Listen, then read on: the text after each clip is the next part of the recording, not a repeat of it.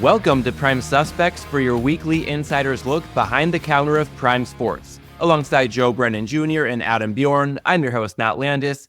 Today's topics: the football weekend that was for Prime, DraftKings acquires a pricing provider for golf, and the NBA's gambling partners remove under prop bets for certain players.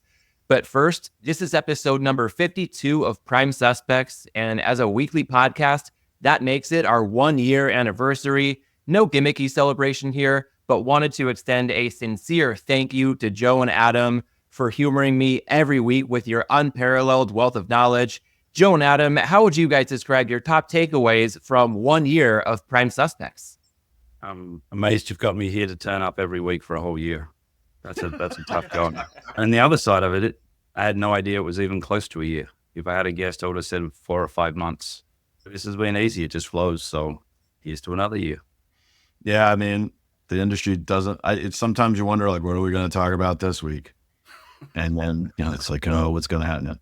But the industry just keeps offering up more and more on a near daily basis. We could do a whole segment on what I have to say about bettors out there demanding their refunds on the Mike Evans injury from the Tampa Bay Buccaneers game, and the response that I got to that one online yesterday. So, but yeah, pretty amazing. I'm glad we've kept it going. Well, and I'll throw in another one this week. Caymanas Racetrack in Jamaica stopped the race card after 2 races because there was an appeal dismissal on the final result, and the punters went crazy and took over the race course. So this is a very interesting business that we're in. But did they run their races themselves after that? No, that was it. They ran 2 races of a 10-card race, and they canceled it after the second race because the punters went crazy. So yeah, well, gambling industry, it sure does give us, while it's take a thing quite a bit. Well, to Adam's point, time flies when you're having fun. To Joe's point, the industry that keeps on giving, and we will dive right in to the latest from Inside Prime Sports, our NFL Week 7 postmortem. Adam, 2 common patterns in this segment in recent weeks. 1, winning in New Jersey but losing in Ohio. And 2, pregame betting results being good, in-game betting results being bad. How did these trends fare this past weekend? Guess what? Same old. New Jersey was solid week. Ohio not so good. Pre-game and live in New Jersey was good. Ohio both bad. But there's actually a few more things I'm going to dive into this week. I know, and I got it at G2E, like the question of how much is pre-game, how much is live, how much is all these kind of things. And actually took the last sort of 6 weeks of numbers. In New Jersey, we're still 60% pre-game, 40% live. Ohio was actually flipped, where it's 65% live action, 35% pre-game.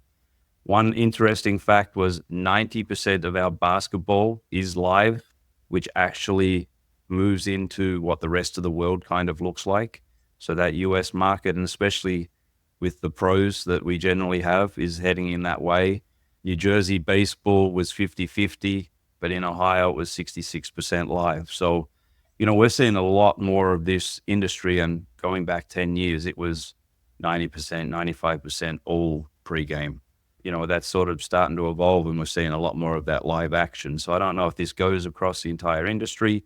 Again, obviously what we have is very different than the others. I know like the Circa product is very much still pregame driven. They don't do a lot of live stuff, and that's Nevada as a whole, which was kind of some of those side conversations that were had.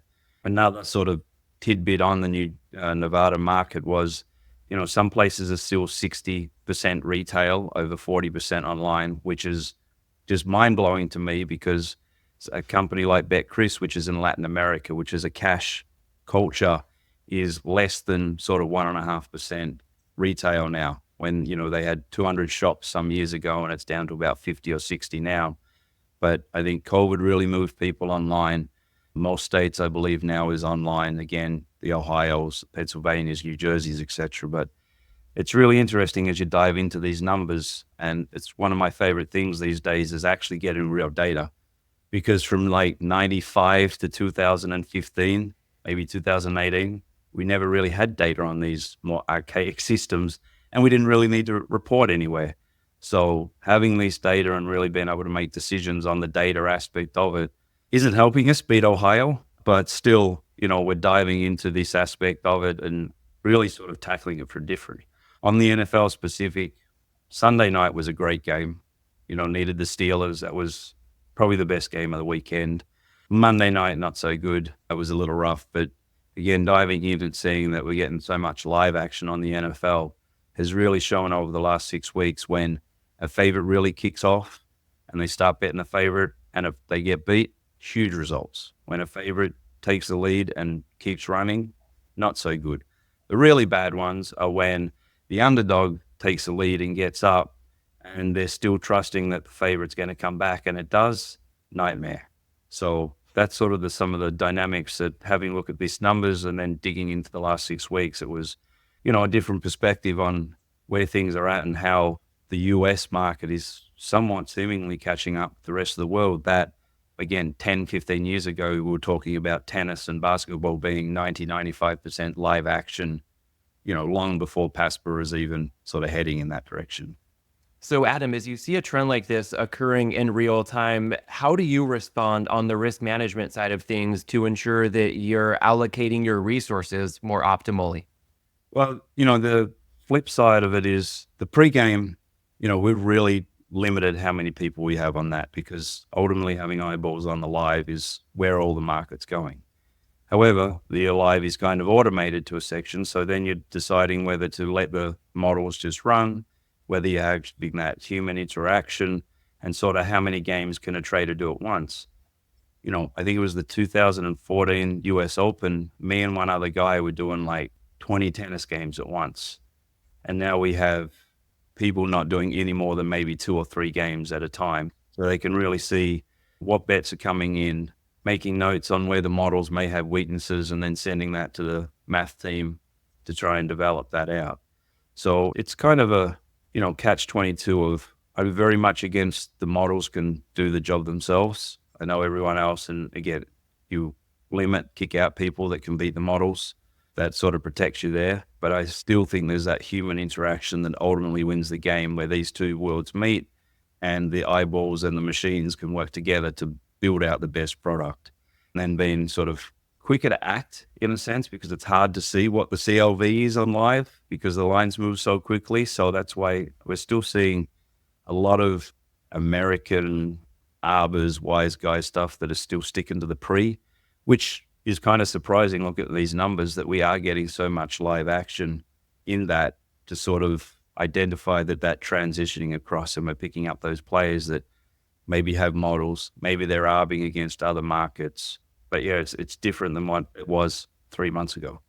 Well, staying in the lane of live betting and pivoting to our water cooler segment this week, DraftKings is boosting its golf offerings by acquiring pricing provider Mustard Golf.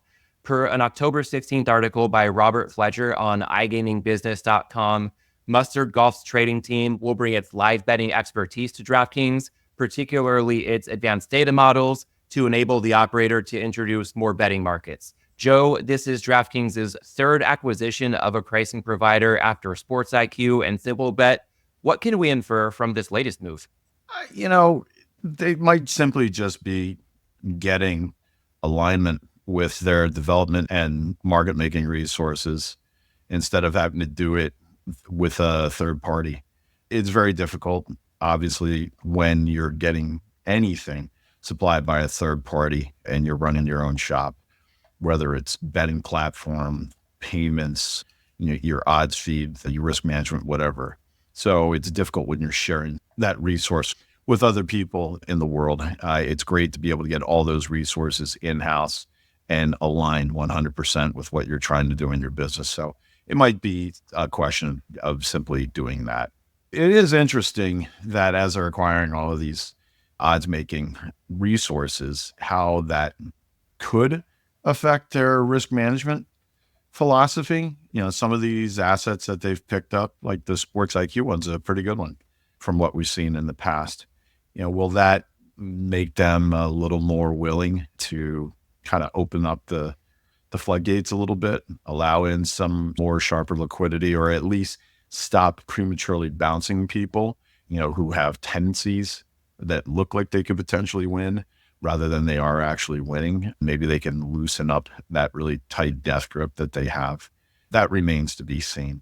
But I think it's probably first and foremost a way of kind of controlling costs by not minimizing the leakage to third party for services like that, by bringing them in-house and being able to 100% align them with the business rather than competing with other entities. And Adam, zooming out a little bit, golf has generally been surging in popularity, and this acquisition likely enables DraftKings to ride the tailwinds. So as more people engage with golf, what potential do you see for it as a betting sport? Well, golf's always been a good betting sport, and golfers generally gamble, so there is some crossover there as well. This is a good acquisition. I don't know what they paid for it, but this is a good acquisition and a move in the right direction. The Mustard Group, which I believe DraftKings was an IMG client getting this product previously, IMG had the PGA agreement with the data. They built a product around Mustard. So this does two things. One, it brings them in-house. Now a company like Bet365, FanDuel, MGM, Caesars, that we're all using this product as well as a third party, it goes a bit on the reverse side of the Angstrom purchase by MGM when it was integrated into DraftKings. So there might be a bit of gamemanship in this one as well. But when it comes to Mustard Group as a whole, they're some of the best gamblers on the planet. They had a product that they rolled out probably 10, 15 years ago on golf-only betting. Didn't do that well because I think, again, as I've said, it's very hard to be a great gambler and a great bookie. Those two worlds don't necessarily coexist that easily. But they're probably the second or third best golf gambling group on the planet as well. They see Betfair a lot. That's sort of a lot of liquidity that goes in there.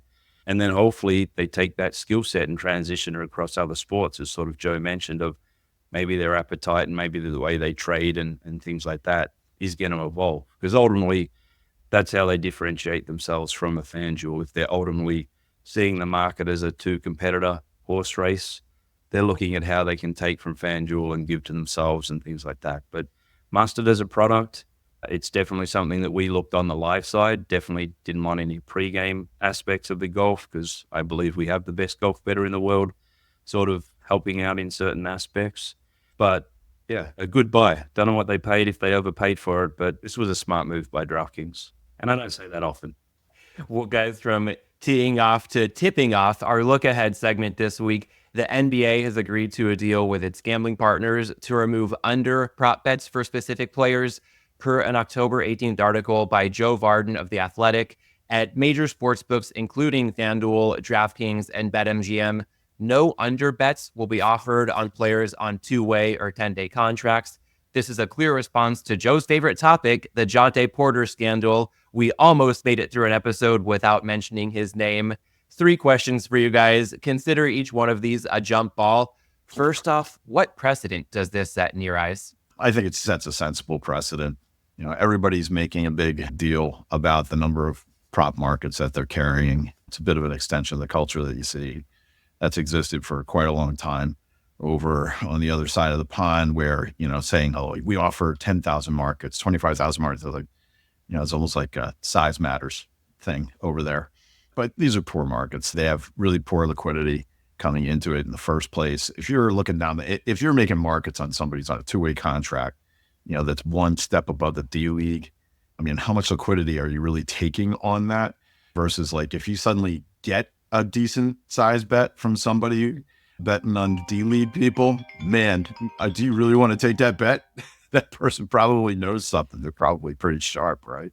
So I have less of a concern about that. One thing I do have a concern, though, is this precedent of the leagues or the NCAA or third parties that they're getting an opportunity to weigh in on the content that we're providing. I don't think that they're necessarily the best people to be doing that. Particularly like the NCAA, they're trying to blame what's essentially a social media problem and a societal problem with the abuse that their student athletes are getting. And they're trying to heap it all on sports books that offer prop wagers on athletes long before any of that was happening, long before anybody was offering, prop bets on NCAA athletes. Athletes were getting abused, okay? Long before Jonte Porter and, drink.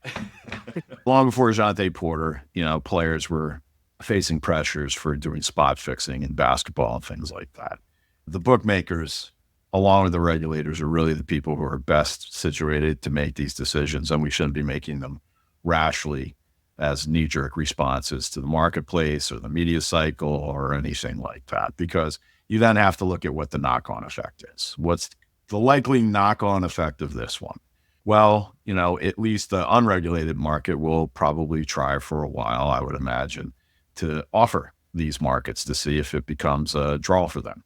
I don't think it's such a great business. Adam would know better than me. I don't know. But when you voluntarily say, we're not going to offer a market that we've been offering anymore, you're giving that opportunity to somebody who is unregulated, not transparent, and that's potentially more dangerous than the converse. Adam, building on that, it sounds like this may be a rare case where regular books kind of punting on a market and letting offshores have at it if they want to might not be such a bad thing when it comes to that concept of regulating the unregulated. One of the stupidest fucking dumbass moves I've read on an article for a very long time. How about actually going, the actual correct thing to do is not offer the market, to take away the unders and just offer overs on this stuff. And again, read the article about the two-way contracts, the short, stupid, just don't fucking offer them. Like, why don't the leagues come in? And this shows where they don't have the knowledge and understanding of what they're trying to play in, as they've sort of said, no gaming, no sports betting. Oh, you're going to pay us? All right, give us all the money you can and let's get involved. Stupid article from top to bottom.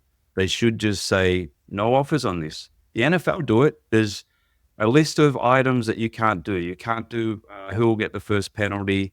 You can't do who will miss the first extra point or first field goal, stuff like that. Like, the leagues, if they want to do this, make a clear list. To say no unders just gives an opportunity for the sports books to screw the players, as in the clients, the customers, the bettors, in offering stupid numbers that are over only and people just want to bet it in that sense. Don't offer the market, plain and simple. Take it on a list of our partners have given them 25 guidelines of do not offer these bets. No overs, no unders, plain and simple. The way they've gone about this is just wrong. Well, Joe, I think in that answer, Adam touched on my second question, so I'll throw it to you for your thoughts as well. How skeptical are you that this may be in part just a ploy to drive over bets to which square bettors especially tend to gravitate? For the kind of players that sportsbooks want, trying to drive them to over bets, I mean, that's where the players are largely going anyway. I don't think they need a unipole magnetically drawing them there, but I think Adam's right. If a market's that complicated, that bad, don't offer it in the first place. But that, again, that's probably a decision that should be arrived at by the sports books and by the it would probably do the regulators some good to be more proactive on this one, instead of allowing, the winds and the currents to kind of carry them on this and be responsive. The regulators, they get all the data, we supply it, they get transaction data, what people are betting, things like that. So they can see this. And if this is a market that doesn't yield a whole lot of money, these players, in comparison to the grand scheme of things. They're just kind of like finely nuanced way of like, oh, well, you can offer these bets, but you can't offer unders on a two-way contract. God, you really got to get the flashcard out to start following this shit. Again, I think the bigger problem is the people who are making decisions on this are not the people who have any kind of really knowledge of the industry. What's the best way to groom and shepherd the industry? What's the best way to keep the integrity of the industry, and what way to run a business? I mean, the bottom line is you can't have the leagues. The states are asking for a lot of money, both in licensing and in taxes. The leagues now are asking for more and more money to be their partner and use their official data. They want revenue share. But then the leagues are coming in and saying like, well, you can't monetize it this way or that way. It's, again, I'm not saying I disagree with the not offering these markets. Don't offer them at all, to Adam's point. What I disagree with is the way in which this is being groomed and being considered. And I don't think that you should ever have the NCAA or the professional leagues leading the charge on this, because they're conflicted and they don't really have a good view and they don't have any experience. One final question for you guys in the spirit of this being our look ahead segment. Moving forward, do you expect to see any more pruning of markets under the guise of integrity? 100%. I mean, I think this is definitely something that's coming. They just need to be smart about it. Yes, we see it all year long, or have seen it over the last few years, where generally an NFL game, the Super Bowl was where there was 1,000 props and there wasn't really anything during the season. That obviously expanded, and you get a lot more of these player props during the season, and now the Super Bowl is not that standalone. They still have their oddball things, different states and whatnot. But the more that they, again, highlight sports betting as the bad guy in the gaming industry, rather than looking at, the brick and mortar revenues and still the iGaming revenues and all these other revenues that way over impact people's lives and their bottom lines of these states than what sports betting ever will. They're going to come after it and be picky and nitty on some of these things. The NCAA is obviously just, you give them an inch, they're taking a mile. The NBA is now getting involved. The NFL, again, had done a list previously, which was an educated list. When you went through it, there was really nothing that you could go back to them and say, hey, you got this one wrong. They did it systematically and smart and went through the process. This NBA thing's just willy-nilly throwing it, reacting it, rather than being proactive. And that's all it's going to be. Every time there's a highlight reel, the league or the integrity or the regulator's going to jump in and say, no, you shouldn't do this. Next, we'll get some bad scores or bad refereeing in boxing and UFC, and then they'll come and ban that. Like, that's happened for 40, 50 years. This is an evolution. The goal is more good than bad. And significantly looking at that, just saying, yes, there's a few little bits on here. They went in and looked at what is Jonte Porter's sort of account. Looked again, small player, little contract, making no money, got into some trouble. Then they sort of, went after him, the bookies.